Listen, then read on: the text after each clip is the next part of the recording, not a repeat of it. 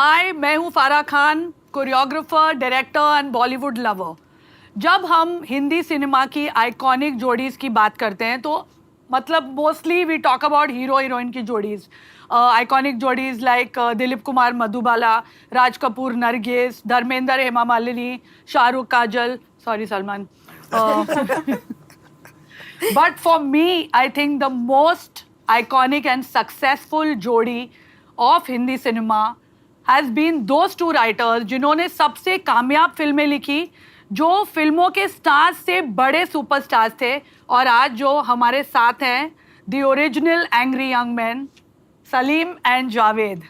Still young, I'm hopefully not angry anymore.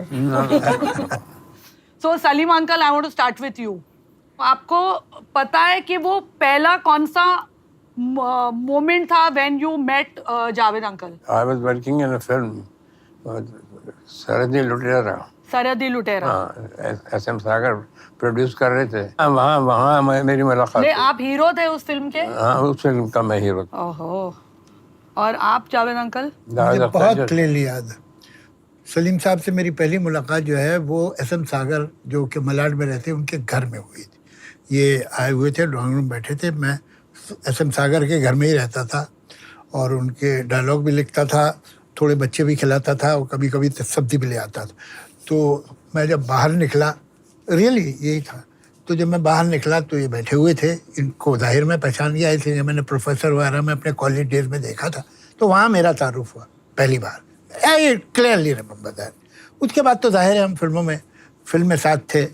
अगर आप सरहदी लुटेरा को फिल्म मानने को तैयार है। आप क्या कर रहे थे सरहदी लुटेरा में? जी, मैं असिस्टेंट भी था और मैं डायलॉग राइटर भी था।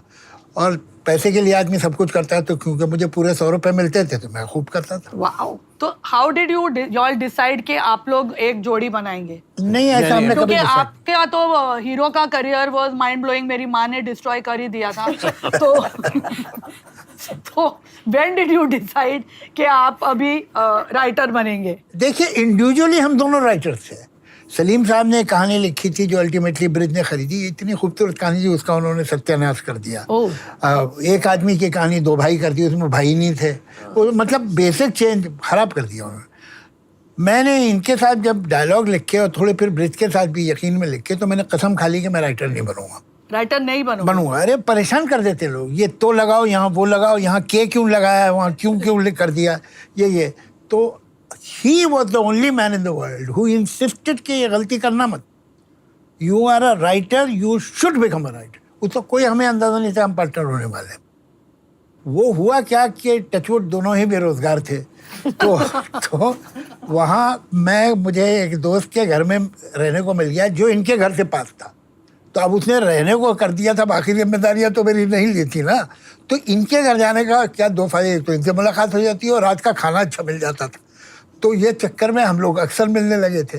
फिर हम वहाँ पैरापेट पे जाके बैठते थे, इसलिए कि जाने को कहीं था नहीं। वहीं पर कहानियाँ सोचते लगे। समंदर की दीवार है, समंदर किनारे वहाँ बैठते थे हम जाके। तो फिर वो कहानियाँ फिर एसएम सागर वापस एक खोटे सिक्के की तरह वापस आ गए हमारी लाइफ में। तो उन्होंने कहा कि तुम दोनों एक स्क्रीन प्ले लिख दो। तो हम दोनों ने साथ में घोस्ट राइटिंग की, जिसके 2,500। हाँ, ghost writing. So you didn't get credit for that movie? पूरे 2,500 इन्हें मिले और पूरे 2,500 मुझे। हाँ, तो पैसा बरस रहा था। माला माल। मुझे याद है जिस दिन पैसे मिले मैं चाइनीज फूड खाया उस दिन। तो दैट्स हाउ इट हैपेंड।